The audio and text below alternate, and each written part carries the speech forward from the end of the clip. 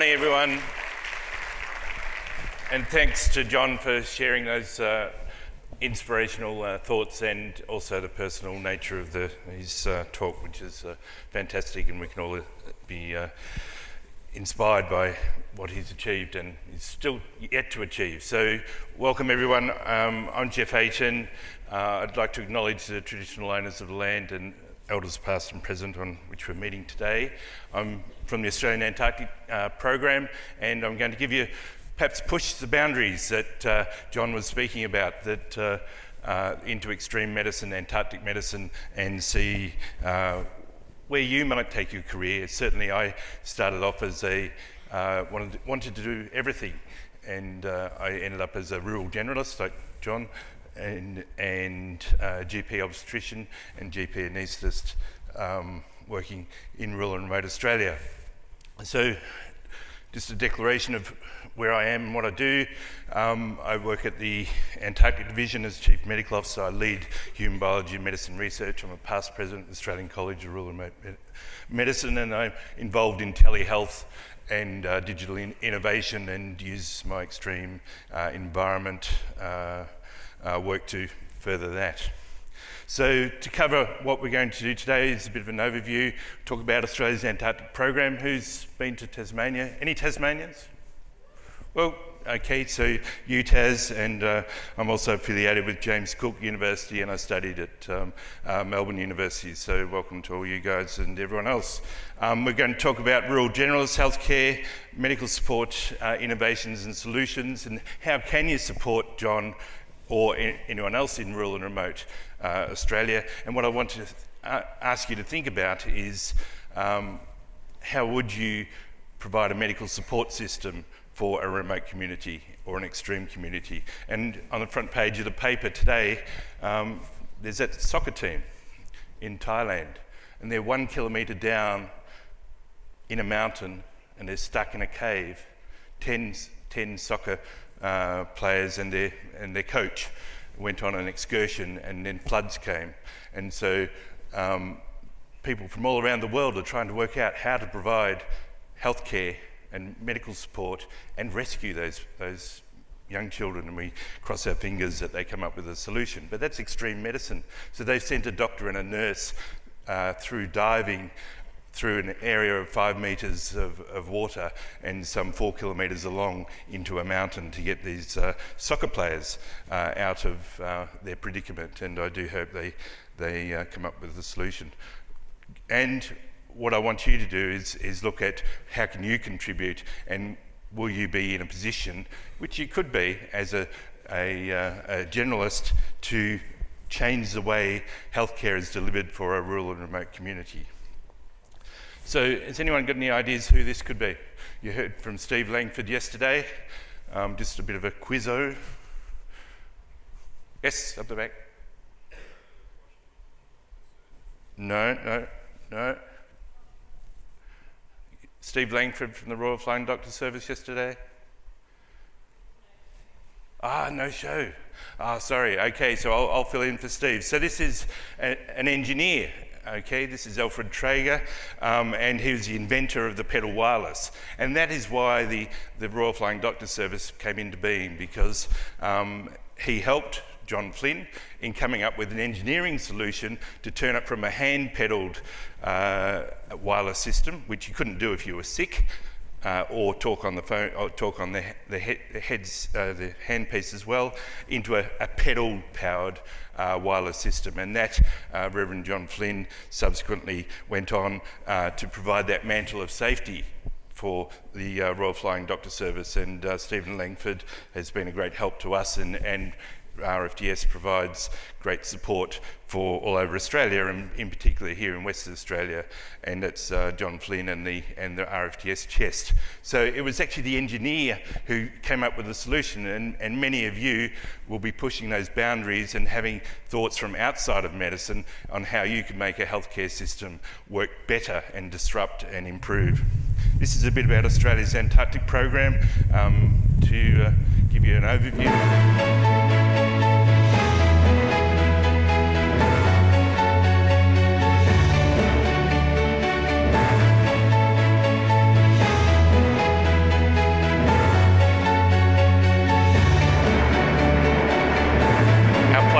bigger than the RFDS one.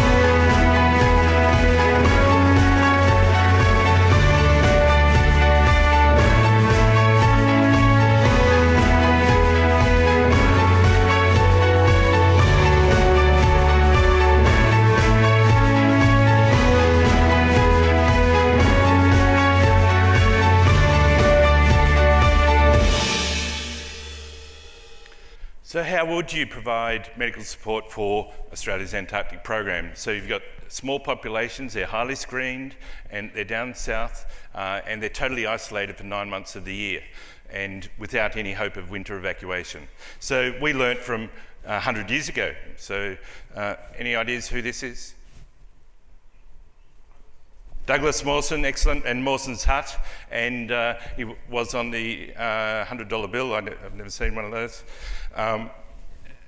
He left Hobart in 1911 on this ship, the sailing yacht Aurora, and you saw on that video the Aurora Australis, and we've now got a new ship being built in Romania currently, and last year I took down 12 children who some from south of Perth and 6 from Hobart, who actually named the new vessel the Noyina, which is in Tasmanian Aboriginal language for the Aurora or the Southern Lights. So that's how things went. Mawson went south, and one of the important things that he did, he set up a communication link, a connection from Antarctica. So the first person to connect Antarctic continent with Australia. And his exploration was acknowledged by Andy Thomas when he took Mawson's balaclava and actually a piece of Mawson's hut up into the space station in recognition of Australia's exploration values. It wasn't all good on that expedition, and last week I was in Switzerland meeting with my Antarctic colleagues, and I also had the opportunity to talk at the World Health Organization. This chappie here was the first Swiss in Antarctica, and he's Xavier Mertz, and he raised the Swiss flag on Australia's Antarctic expedition. But sadly, you may recall that 2 people died on that expedition, and that the first was Ninnis, when the whole sled, with the sled dogs and Ninnis, fell down a crevasse, and then subsequently left Mawson without any food, and Mertz with limited food and a long way to travel back, and subsequently Mertz passed away. And some 60 years later, they thought, how did this happen? What was the cause? And they thought they were eating the huskies of the remaining sled dogs, and they were eating the liver of the huskies. And Southcott and colleagues determined that vitamin A becomes toxic in high levels, and if you eat the liver of husky dogs, that you can get vitamin A toxicity and die. So there's a memorial down at Mawson's Hut. Antarctica is unique. It's governed by an Antarctic treaty. It's sort of the ideal governance system. We all play together happily, peacefully. It's for 53 countries have acceded to the treaty. It shall be used for peaceful purposes only, and freedom of scientific investigation and sharing of scientific observations and results. No mining for 50 years. That was Australia led that push with the previous Prime Minister Bob Hawke, and also no nuclear facilities. So Australia has 3 Antarctic stations and 1 sub-Antarctic. So Casey, where I went in 1992, Casey Station, Mawson and Davis, and then sub-Antarctic Macquarie Island. We also have Heard and McDonald Islands out west of Perth as well. So to get down south, you need to go through some pretty, you probably shouldn't look at this after last night, but to get 8 to 10 days, that's why there's no grand commercial tourism from Hobart, because 8 to 10 days of vomiting. So you can't make a business model out of that. But you can from South America more so. So you get down to the ice, and that ice is actually the barrier why we can't access stations over winter. So there is about a 300 nautical mile barrier of ice over winter, and that we can only access during the summer period from about November through to February via ship, and also via air we can access it. Other nations with more resources are flying down to their stations over winter, but Australia is not at the moment. So it's considered an isolated, confined, extreme environment. Up to 9 months of the year, no possibility of medical evacuation. It's confined, small, screened population, and an extreme environment. My previous boss, Professor Des Log, he took this model, the Australian Antarctic Generalist model, to NASA and to be the potential model for a mission to Mars, and he described it as a space analogue, real people in real isolation, undertaking real hazardous work without hope of winter evacuation, and that creates an innate stress in all the community. So we have had some there's 3 graves at Mawson Station, and we've had some 21 deaths over since 1948, and tragically on my watch I've had a suicide down south, and most recently we had a helicopter pilot who fell in a crevasse and succumbed to hypothermia. So it is a hazardous environment, and we need to provide a medical support framework to mitigate those hazards down south. And what I hope to do is give you some insight to how you could apply some of these principles and tools to any community that you end up, whether it's in Russia or up in Port Hedland or in the middle of Australia or down in Tasmania where I live. So the benefit we've got is everyone's screened, so we don't have all the comorbidities that you would be dealing with in normal population, and Macklin described this, but unforeseen things do happen. We have to work on ships, and they can be considered as confined environments as well. So if you're in the middle of the Southern Ocean and the seas are 5 to 10 metres, you can't do much medicine, so it's back to basic first aid.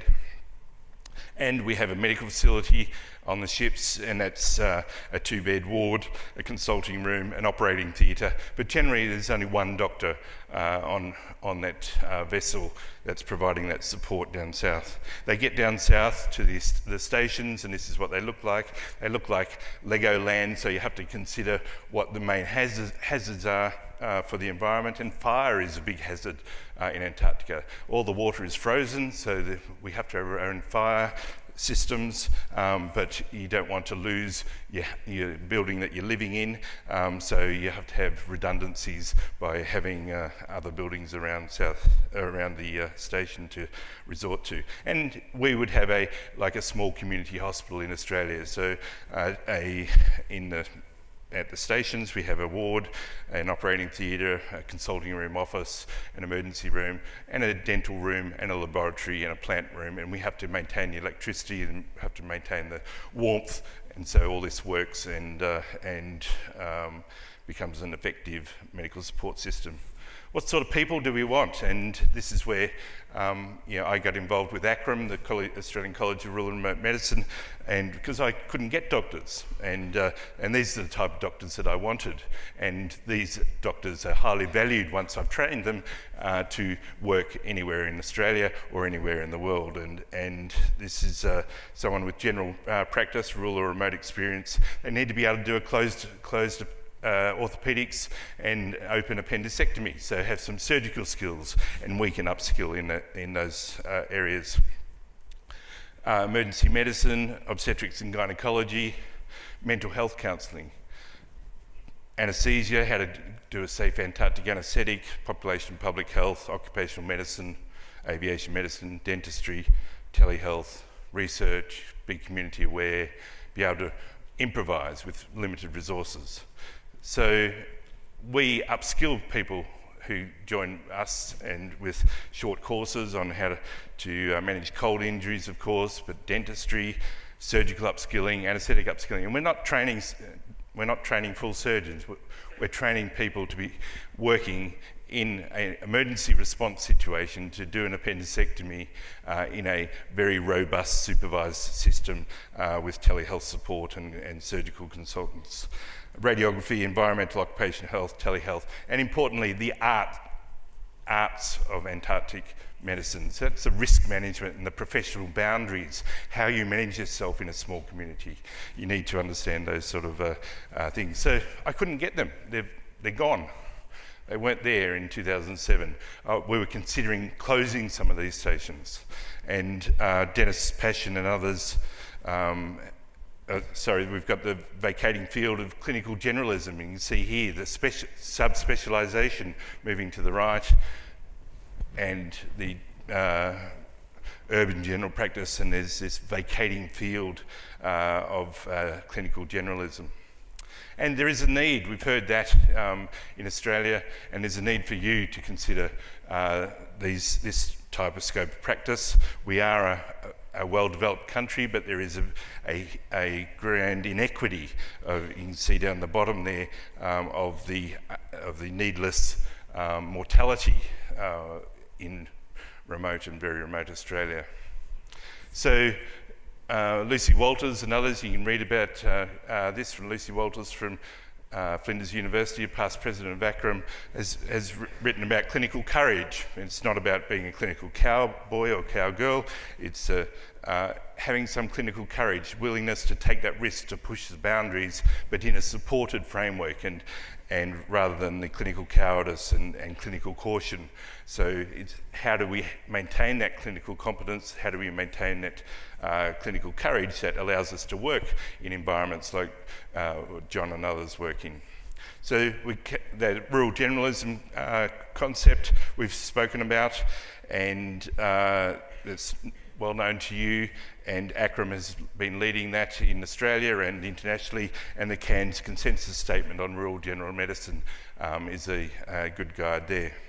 And this is where I was talking to Dennis Passion this morning. He's working on the west coast of Tasmania, and mentioned I was going to talk about this article that he wrote in 2007, 11 years ago, about the arts of risk management in rural and remote medicine. And I implore you to read this. It's freely accessible at the Canadian Journal of Rural Medicine, The Arts of Risk Management. It talks about what risk you can accept depending on your resources, your transport availability, the actual condition, and so on. The problem is it doesn't go into Antarctica where you're isolated for 9 months of the year. So that's where I have to move on to the arts of risk management in Antarctica. So we have I couldn't find doctors. I partnered with ACRM, and we developed a pathway to getting doctors to work, have the skill to work down south, and working with the University of Tasmania as well, adding short courses and a Masters of Public Health in Remote and Polar Health to a bit of a pathway, which in essence is a rural generalist pathway. And I developed this in 2007. And that generalist scope of practice. And it started with medical students, and I had John Flynn Scholars till recently, and John Cherry kindly gave me these photos, and he spent 4 years with me and got a trip down south, and he also did fellowships with NASA and AMSA looking at their scope of practice. So it's important that we inspire you guys to think that you don't need to end up in a subspecialty field, and you've got a opportunity to dream big. So appendicitis in Antarctica is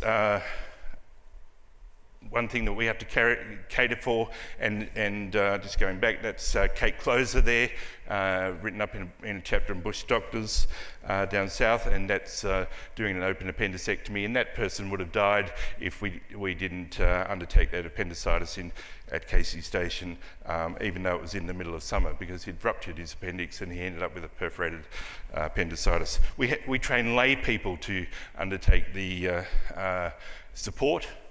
That's way out there, isn't it? So 2 weeks of training at the Royal Hobart Hospital, plumbers, chefs. Who would think that you could ask someone who hasn't got a medical training to support a lone doctor doing medical care in Antarctica and surgical care? And so they're not qualified to do anything else. They work under total supervision. They just got some competency in maintaining a sterile field, but also handing instruments or turning the knobs of the anaesthetic machine whilst we support them remotely.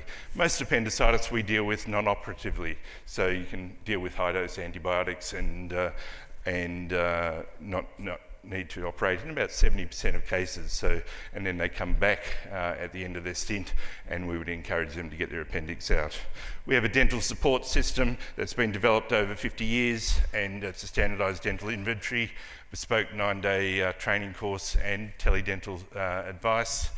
We have point-of-care testing, and that is critical in rural and remote Australia, and we've developed a toolkit on that, and you saw the practical guide to point-of-care testing there. And we also bring all these things in together as a single health information digital support system. And that's a single shared electronic health record. And I ask you, whose record is it? We've had this silo of it is the doctor's record, but actually if you were designing a system anew for a new continent or a new planet, would it be the doctor's health record or would it be the patient's health record?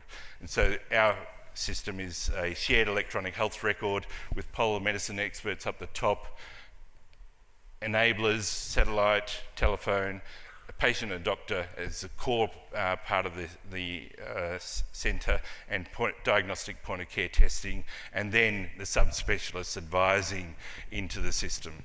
And that's how our system works. But most healthcare isn't actually done in a hospital. It's actually done in first aid, it's self-care, it's done at home. A small percentage of healthcare is actually in the medical system, and that's why we have a first aid manual, and that's part of our patient support model of the home healthcare undertaken by yourself, self-care. And those people around you, and then the Antarctic medical facility, and then a virtual home. That's the polar medicine unit, and then the subspecialists come in as consultants. So that's all brought together with an electronic health record, and wouldn't it be great if it was all in one spot? We have got challenges to do that. The physics, all the satellites are up in the equator, not down in the polar regions, and there's huge latency with any telehealth. So if you're doing satellite telehealth in Australia, there are challenges in bandwidth and latency and access. But we have a safety and quality healthcare framework, and most importantly, we have the telephone. You're never alone. So wherever you are, you can always call someone, and the telephone is the most important part of telehealth. We've brought all these toolkits into one shared electronic health record, so you can see your x-rays from that electronic health record. You can, the digital x-rays, all your pathology results, all the point-of-care testing devices, which they said you can't actually get into the shared electronic health record. We've done that over satellite and made it all work, and it's all visible in there. All your clinical imaging, your photos, and of every attachment from all the devices, and also 3D, 4D tele-ultrasound we've brought into that same environment. And we can provide access to telepsychology, mental health support for our small community down there, and that's guided by the doctors, the station doctors down south. So there's these opportunities to input online and asynchronous prescribed cognitive behavioural therapy and other therapies. We've even, because we have a single doctor model and lay people assisting, we plug in a whole lot of other services, and we would bring an anaesthetist in, and we do remote monitoring, and I can remote monitor from anywhere in the world, monitor the patient just through the iPad or computer and see there, and we're actually doing some telesurgery down south.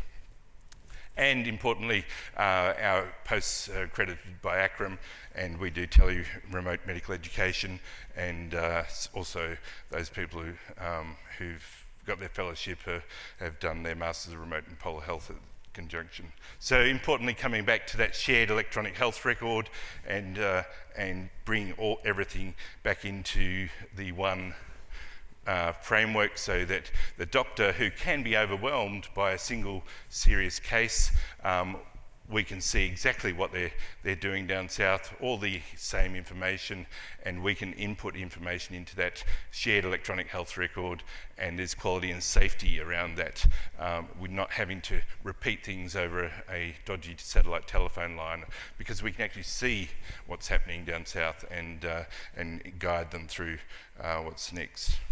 So you've got to understand what your population's all about, where you are, and John understands the Indigenous population, and we've done a whole lot of research on our population. And one of the things is when you live in a place where there's no sunlight or not much sunlight for 9 months of the year, and you're fully clothed because it's cold, perhaps your vitamin D levels might get a bit low, and we've shown that they do get a bit low, and we've done a randomised trial of vitamin D supplementation down there, and subsequently that's informed the policy on vitamin D supplementation for those people who live in virtually zero vitamin D sun exposure environments, and we give a monthly dose or a bi-monthly dose of vitamin D to people down south. We've also looked at human behaviour in extreme environments, and this has got applicability to other stressful environments, disaster environments or humanitarian environments,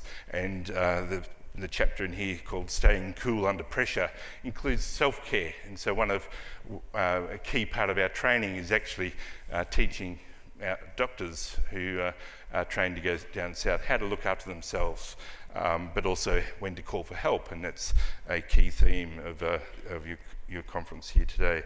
And Kim Norris did a PhD with me under that. We've been funded to do research programs by NASA looking at sleep and circadian rhythms. Again, another key thing for healthcare workers. You're up all night, on call. John's just come back from night duty. How did he get down here? Was he safe to drive or fly? All those sort of things, and you can get your sleep, your circadian rhythm out of whack, and you actually can become unsafe. And so we've looked at this in an extreme environment, and there are lessons for other environments. And similarly, team cohesion and collaboration, NASA has funded studies because they're interested in how would a small team going to Mars function, and how would they work together. And we've looked with Michigan State University at that, and how do you interact with your team members, how do you get feedback from your team members, whether you're in an operating theatre or in a medical surgery or an emergency department, or out beside the road on an RFDS plane. So all these, you can get key lessons through that. So where's the future with innovation? There's remote wearable technology coming down the track, and we've got some of that, so phones with video and things like that. Our challenge to date has been the bandwidth and the latency, but as that improves over time, we can never get over the latency part of things. So my message is to understand the healthcare needs of your community, and you have to design a medical support model around that, and it's up to you. You may be in my position of having to design a medical support model for an Antarctic station or a traverse deep inland in Antarctica, and advising the people who are funding those sort of things. And that similarly applies to a remote community in West Australia or Queensland or Northern Territory or anywhere. So we've also done a swag of epidemiology, and my predecessors set up a health register, and so the importance of collecting data, big data. This is space. People have gone to space for only 120 person years of exposure in space. We've actually got over 5,000 person years of data in an analogous environment, the space analogue in Antarctica. Just in our electronic data, we've got data back to 1948 as well. So Professor Jepson in Adelaide some years back said there are exciting times, prospects for using robotic systems remotely, where a surgeon operates on a patient who's heading to Mars, remotely located in Antarctica or on a battlefield. On a patient heading to Mars, robotic systems work? No? Why? Lag, latency? Yep. How long's the latency? Yeah, 10 to 30 minutes. So diathermy now, and no response for 10 to 20 minutes, and you might have bled out a few litres of blood. So probably not, but Antarctica or a battlefield, robotic systems may work, but you need a whole lot of infrastructure around that. We need health professionals who are excited by new developments and new opportunities. Without them, we'd be practicing surgeries that would be done 100 years ago. So Mawson, taking you back to Mawson, he had a vision back in 1912. This is from his diaries. He said, outside one is in touch with the sternness of nature. One might be a lone soul standing in Precambrian times or on Mars. All is desolation and hard in the durest. So how would you provide a medical support for a remote community or Antarctica, or even a new community on another planet? And Mawson was thinking about this 105 years ago, 106 years ago. So a lot of people have been involved in contributing to this presentation. My team back at the Polar Medicine Unit in Hobart, and I acknowledge all those. And thank you for your attention. And I hope I haven't stirred up any or woken anyone up the back there. And certainly happy to take some questions. Thank you. Thank you so much for that, Jeff, and thank you as well for coming all the way from Hobart. I know we are a bit remote here in Perth. Well, I think we're remote. So I was wondering, could you share with us one of the most challenging medical experiences that you've had in Antarctica? I suppose, I did mention, I had we've had 2 deaths in Antarctica, and one was a suicide. That's certainly, both those were challenging. We have had a helicopter crash with three occupants of a helicopter, some 200 to 300 kilometres inland from a station, and all of those occupants survived, and they were survivors. They were pre-screened, no comorbidities, and that helicopter crash hit the ground at about 100 knots, so about 180 kilometres an hour, and hit the ice, and it was a wreckage. Essentially, one person was thrown free. The pilot was injured significantly with major injuries to chest and the one side of his body, and another person was walking wounded, but probably had the most significant injuries. And that's probably a lesson. You often focus on this very significant visible people, but the walking wounded person had hit their head at that speed into the ice, and but they were up and about walking. I suppose that with a single doctor, some 200 kilometres away, and for 14 hours we were unable to get to those people. So the helicopter pilot and a second helicopter pilot was landed nearby, and it was a crevasse field, so we couldn't fly into there.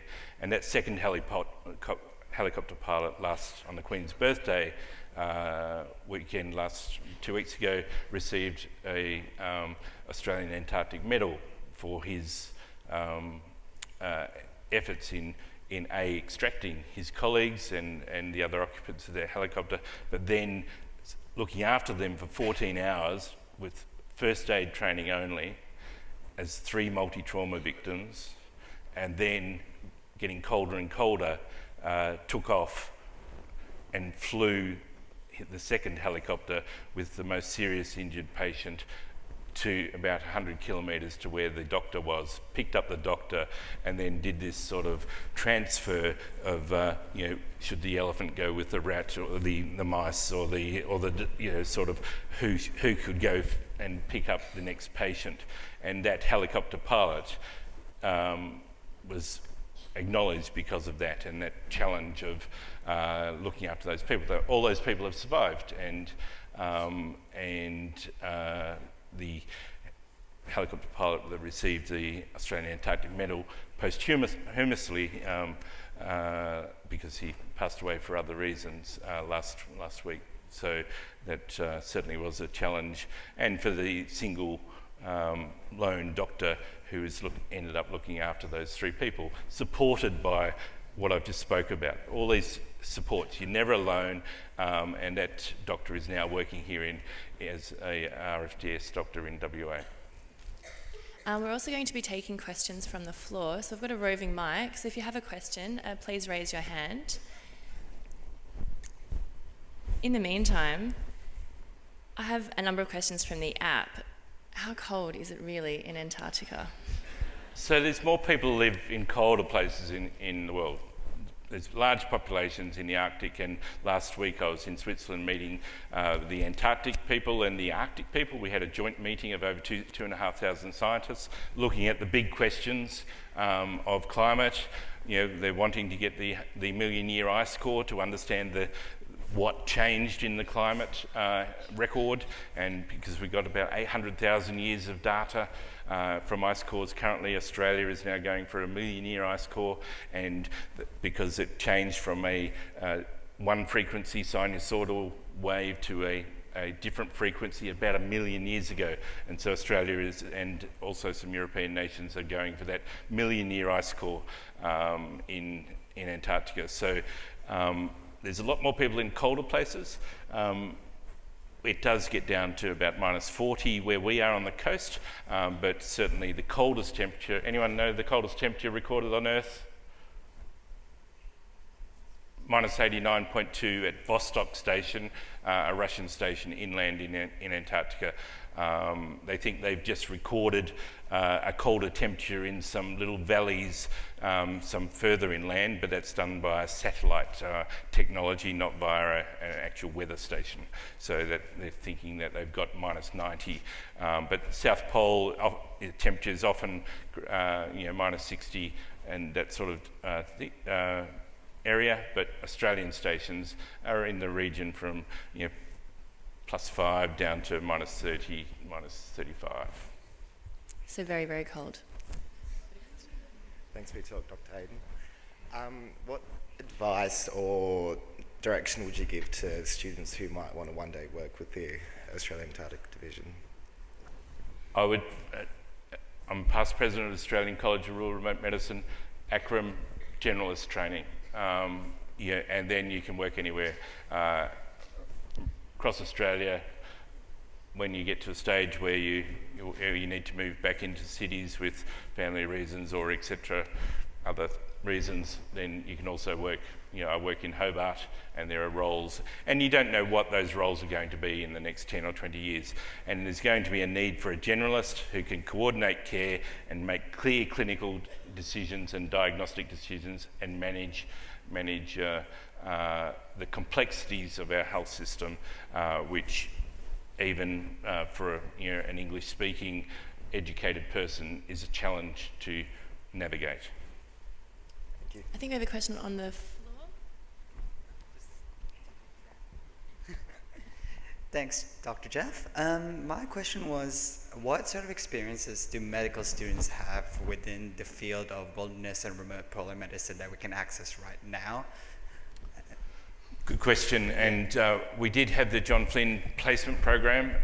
Unfortunately, the Commonwealth Department decided to withdraw our access to the John Flynn placement program.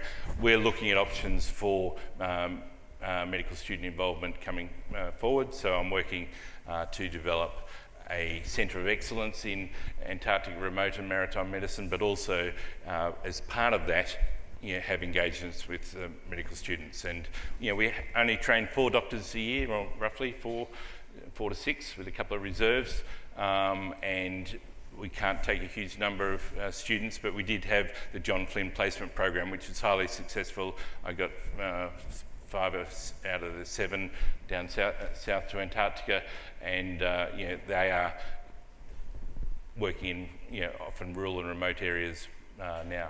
So we're looking at a program. Watch this space. Thank you so much, Jeff Ayton. Please give him a big round of applause. Thank you.